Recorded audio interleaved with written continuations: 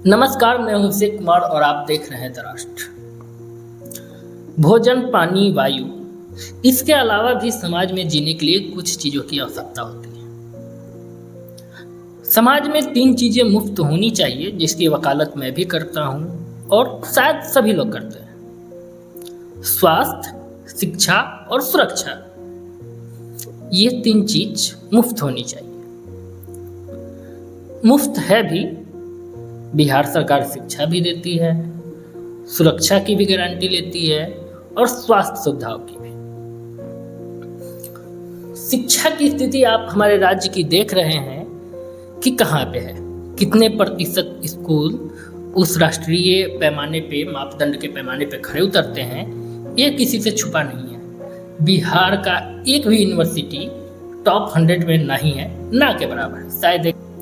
स्वास्थ्य सुविधाओं की क्या बात की जाए, ये सबके आंखों के सामने है। जहाँ पे सुरक्षा की बात है तो आप देख सकते हैं बिहार का क्राइम रिपोर्ट क्या है। आज हम बात करेंगे बिहार की स्वास्थ्य व्यवस्था को लेकर के। सरकार किसी की भी हो, जिम्मेवारी तय होनी चाहिए कि आप हमारे नागरिकों को क्या दे रहे हैं। हमारे बिहार का एक नागरिक, हमारे बिहार का एक बेटा की मृत्यु हो जाती है, पोस्टमार्टम के लिए 100 बेतिया गवर्नमेंट हॉस्पिटल में जाता है। क्या होता है? पोस्टमार्टम के लिए ले जाया जाता है। कैसे ले जाया जाता है? स्ट्रेचर अस्पताल में पड़े हुए हैं, फिर भी उसे घसीटते हुए सीढ़ियों से ले जाया जाता है। आप वीडियो देखेंगे, मन विचलित होगा, इसलिए हमने इसे ब्लर कर दिया है। बात यहाँ पे है कि हम देखते हैं बिहार की सरकारी स्वास्थ्य सुविधाओं को, प्राइवेट स्वास्थ्य सुविधाओं को भी, लेकिन पैसे खर्च होते हैं तो उनकी जवाबदेही होती है कि वे आपको अच्छी सुविधाएं दें।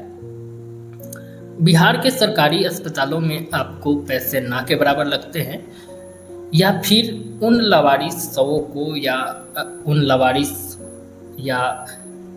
समाज से अलग या समाज से उपेक्षित वर्ग के लोगों को आपको स्वास्थ्य सुविधाओं के लिए गवर्नमेंट हॉस्पिटल जाना पड़ता है। और आपके साथ वहाँ पे क्या होता है, किसी से छुपा नहीं है। हमने देखा है प्रसव पीड़ा से पीड़ित महिला अस्पताल की सीढ़ियों पे शिशु को जन्म देती है। हमने देखा है एक दिव्यांग सीढ़ियों पर चढ़ते हुए बार बार गिरता है और उसे सहारा देने वाला कोई नहीं होता है। हमने देखा है एक बिलखती माँ दरवाजे पे खड़ी होती है डॉक्टर को बुलाने के लिए, और डॉक्टर के पास समय नहीं होता है उस मासूम बच्ची को देखने के लिए, जो शायद अपने जीवन के अंतिम पैमाने पे खड़ी होती है, अंतिम सीढ़ी पे खड़ी होती है। हमने ये भी देखा है कि दवाइयों के लिए लगे भीड़ और उसके बाद चले लाठी डंडे। अस्पताल में डॉक्टरों के या स्वास्थ्य कर्मियों के लापरवाही के कारण लोगों की मृत्यु होती है। विरोध करने पे डंडे और स्टील के छड़ चलाए जाते हैं। हमने ये भी देखा है कि एम्बुलेंस ग्राउंड में खड़े रहते हैं, अस्पताल के बाहर खड़े रहते हैं, लेकिन कहीं दूसरे जगह जाने के लिए पैरवी की आवश्यकता पड़ती है। हमने ये भी देखा है कि ग्लूकोज की शीशी के लिए लोग इस दवाखाने से उस दवाखाने दौड़ते हैं, क्योंकि अस्पताल में के स्टॉक में वह दवाइयाँ उपलब्ध नहीं है। हमने देखा है कि एक अपाहिज व्यक्ति जो कि अस्पताल की सीढ़ियों पर नहीं चढ़ पा रहा है, उसकी सहायता के लिए कोई नहीं आ रहा है। ये तो हमारी स्वास्थ्य सुविधाएं हैं, ये हमारी स्वास्थ्य व्यवस्था है। ये जीवित लोग हैं जो हमारे समाज में संघर्ष कर रहे हैं।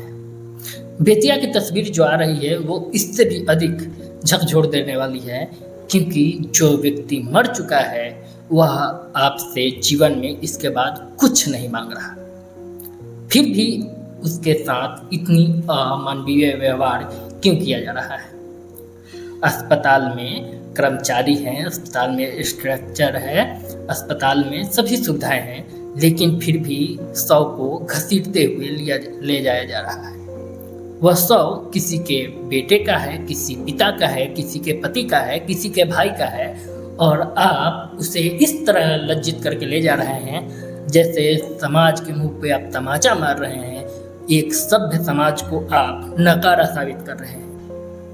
राशन पानी मुफ्त मिल रहा है, लेकिन जो मुफ्त मिलनी चाहिए उसके लिए लोग दर बदर ठोकरें खा रहे हैं। हम स्वास्थ्य व्यवस्था की बात करते हैं। अभी तक 2021-22 में लगभग 35% स्वास्थ्य बजट का जो पैसा है उसे खर्च नहीं किया गया। 2020 से लेकर के 25 तक में लगभग 25 से 30% स्वास्थ्य बजट खर्च नहीं किया गया।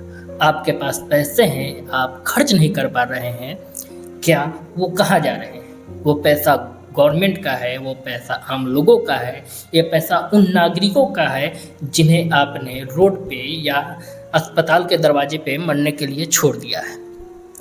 आप 100 की जगह पे 80 बेड ही लगा रहे हैं अस्पतालों में। आपके पास इतना धन है, आपके पास इतना इंफ्रास्ट्रक्चर है कि आप 120 बेड लगा सकते हैं, 5 या 10 डॉक्टरों की और नियुक्ति कर सकते हैं, 50 या 100 अधिक नर्सों का या कंपाउंडर का भर्ती कर सकते हैं। आप पैसा खर्च नहीं कर रहे हैं, पैसा बर्बाद हो जा रहा है, पैसा फिर से सरकार के खाते में चला जा रहा है, लेकिन लोग की मृत्यु बढ़ती जा रही है। अस्पतालों के सामने लोग रो करके चले आ रहे हैं। अस्पताल की व्यवस्था वहाँ पे पहुँच चुकी है जहाँ पे एक सभ्य समाज सोच नहीं सकता है। हम सभ्य समाज बार बार इसलिए बोल रहे हैं क्योंकि सरकार की जवाबदेही समाज के लिए है। सरकार की जवाबदेही उन नागरिकों के लिए है जिन्होंने अपने खून पसीने की कमाई आपको टैक्स के रूप में या फिर जीएसटी के रूप में अन्य जगहों पे लगने वाले कर के रूप में दे रहा है। एक व्यक्ति जीवन भर कमाता है समाज को बनाने के लिए, अपने घर को चलाने के लिए, एक बीमारी आती है और उसका पूरा परिवार तबाह हो जाता है।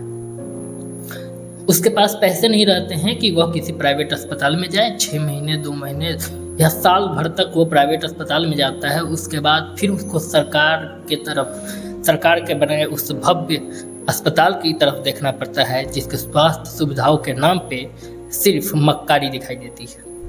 स्वास्थ्य सुविधाओं के नाम पे सिर्फ सरकार का वह रवैया दिखाई देता है जो सिर्फ आपको यह धिक्कारता है कि तुम्हारी यहाँ पे कोई हैसियत नहीं है।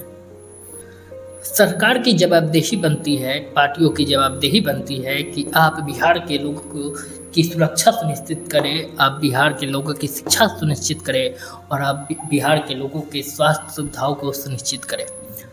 आपसे सवाल किया जाएगा, आपके हर एक वादों का हिसाब लिया जाएगा।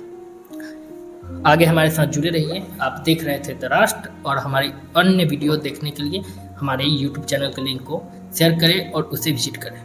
धन्यवाद। जय हिंद।